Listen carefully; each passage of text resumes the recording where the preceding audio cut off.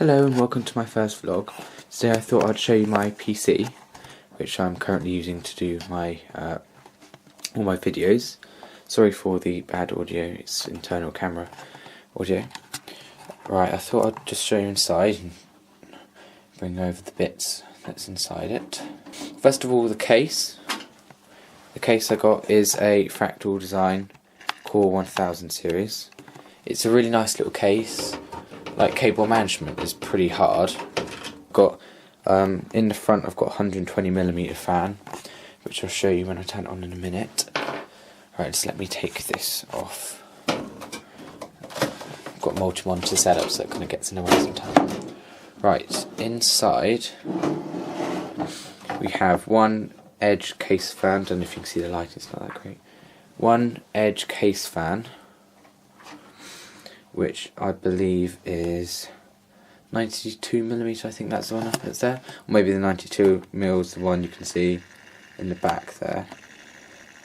We have an optical drive in the front, which is that there. I got that as a Blu-ray DVD reader, and it's pretty good. Right, the power supply is a Corsair, if that focuses. Corsair CX500M. I got a modular one because in a micro ATX build like this, and the motherboard's micro ATX, you can't have a non-modular one really, because the cable management would be way too hard. I mean, you can see that bundle of cables in there, that's terrible, but it's the best I could really do. Graphics card. I'll try and get the logo underneath. No, you can't. I can't get the angle, but it's a R9 270. It's not quite a 270X. I ordered the 270X actually, but scan.co.uk sent me the wrong one. But no worries. I've got the stock CPU cooler on there. I didn't really want to go through the hassle of doing an aftermarket CPU cooler, because that would just take a lot of effort and it'd probably go wrong. And it's my first build, by the way. Hard drive is a Seagate terabyte hard drive. You can't see it because this case has got a downwards panel, which you can just bolt the hard drive onto rubber grommets, which is really nice actually. You can't really hear it, it's quite silent. But that's pretty cheap. The motherboard, you can't really see because of crappy cable management, but it's a Z87M Plus. It's an overclocking motherboard, and no, I'm not overclocking my CPU, because the stock cooler won't really handle it, and you can't really overclock the i5-4570 because it's not a K edition. But yeah, the CPU I've got in there is the Intel i5-4570. It's nice. It's running at 3.2 GHz Turbo Boost 3.6. It renders 1080 videos really quickly. Like, it's great really. I'm not doing like massive projects, so I didn't really need that processing power because the GPU overclocked. It's amazing.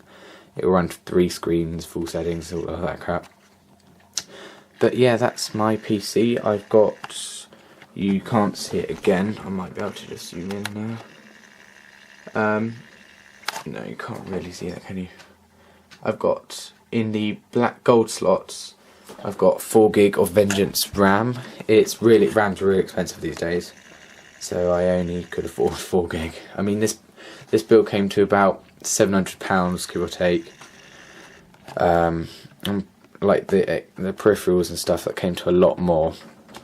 But I'm really pleased that overall, it couldn't have gone smoother. There's no like problems in the build, and I'm really impressed with this case. It's a lovely little Fractal. It's micro ATX, so it's. I mean, for size comparison, there's my monitor there, and that's that. So it's really not. And that's only a 17-inch monitor, it's really small. You can like take it to festivals and stuff. I'm bringing it to Insomnia this year with a group of friends, and hopefully it will go alright because it's so small and easily transportable. Yeah, you'll probably have a go at me for that cable management. It is terrible cable management, but I really did the best I can really do with that. There's no, because behind the motherboard, should I show you? Yeah. Behind the motherboard, there is next to no room for cable management, because usually you'd put your 24-pin connector cable behind, run it behind there, but I couldn't because the Fractal design couldn't really do anything about it, because in a case this big you're not going to have loads of room for behind the motherboard. If That just focuses. There you go, it's focused. There's literally no room behind the motherboard. I'll get my lamp around here. You can see there's the cables in there. I mean, I tuck them away in the. There's a spare 3.5 inch slot up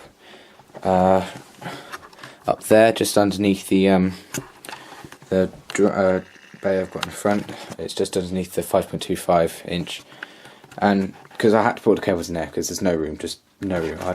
Lighting's really bad in my room, but there's literally no room behind the motherboard. So it is a gaming PC, it's a performance PC, and it will fit up to I think it's 310mm.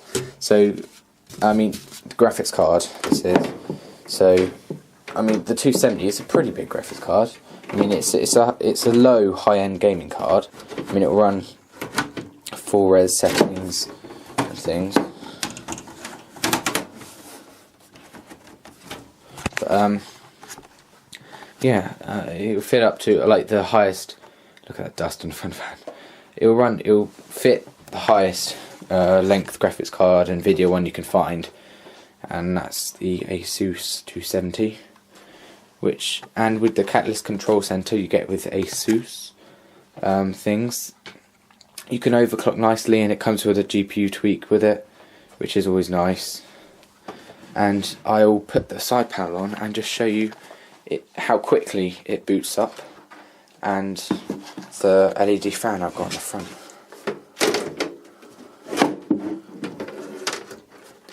As I say, cable. I mean, even the fan cables, it's very hard to read. It's a really high speed motherboard. Like, it's great overclocking, but it only has 2 fan headers, excluding the CPU. So you've got the CPU fan header, and you've got 2 regular fan headers, which wasn't enough. So I had to go to Maplin and buy a fan header splitter, and it works perfectly fine now. Except I can't control each of the fans separately. 2 of them run off the same socket. Right, I'll show you it booting up. I've got a blue LED fan in the front.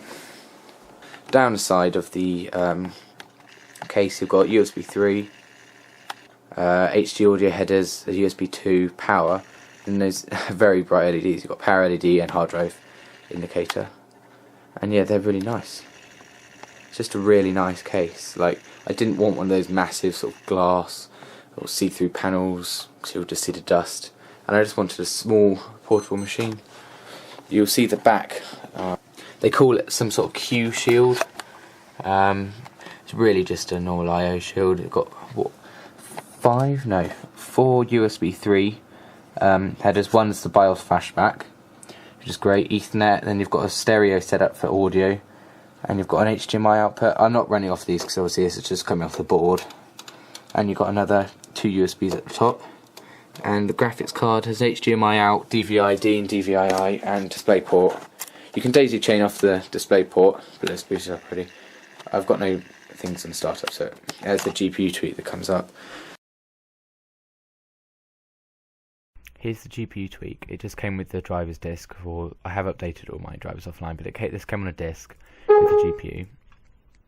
It's a really nice little, just sort of a quick tweak. So if you're playing more of a demanding game, you can just rack up the GPU clock and the memory clock. And I mean, this card R9270OC will go up to 1100 MHz and 6000 MHz memory clock. I mean, that's pretty good. It's a cheap card. Well, not cheap. It's about 140 quid I paid for this card. I'm upgrading to like seriously better graphics. I'll probably go for Nvidia next time. If more demanding games come out, I mean, this is serving me perfectly well. It will run on Ultra and settings of most games, and you've got a nice little graph over the side which tells you everything you need to know. If you max out your GPU, it will all be at the top, and it will tell you to sort of turn your things down. The fan speed will go. This is on auto, so it adjusts. So if I just opened up Crysis 3 and decided to play on full settings 3 screens, it would automatically rack up everything. I mean, at the moment it's just on sort of low settings because it's only a desktop. Air desktop doesn't take any sort of work, but you'd see those graphs go up if you actually playing the game. Another great feature that actually came with this motherboard, not the GPU, this one, is the AI Suite 3. And it's really great because it's got your fan expert and your fan expert is it's monitoring your fans. It tells you your CPU fan RPM and your chassis fans, the temperature of my CPU, and it's got all the auto settings again, and my CPU's never gone above 40 degrees Celsius, even on demanding games, so the cooling in this case is actually pretty great. On full speed, you'll see that the LED actually lights up quite a lot more, and the silent literally just turns the fans off. And you can control all your CPU megahertz and things. It can do overclocking and things as well, but I haven't gone into that. And just a feature just to warn you about, the eye control which comes with this, it stops your upload speed and it will destroy your basically your upload speed. Just uninstall that, so I just do.